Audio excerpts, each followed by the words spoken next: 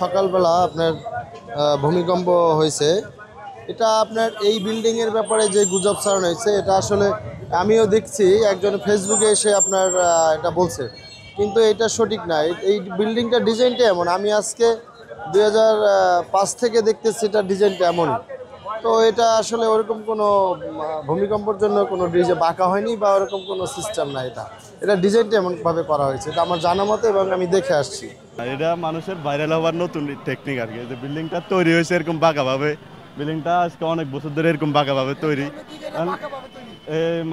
মানুষ ভাইরাল হওয়ার জন্য ভিডিও করে এখন মানুষকে হয়রানি করছে যে বিল্ডিংটা ভূমিকম্পতে ধসে গেছে, কিন্তু আসলে বিল্ডিংটা তৈরি হয়েছে এরকম বাঁকা অবস্থায় তৈরি হয়েছে অনেক বছর ধরে। এটা এরকম যারা নিউ মার্কেট এরিয়া থাকে সবাইকে জিজ্ঞেস করলে সবাই এরকম বলবে বিল্ডিংটা তৈরি হয়েছে এরকম।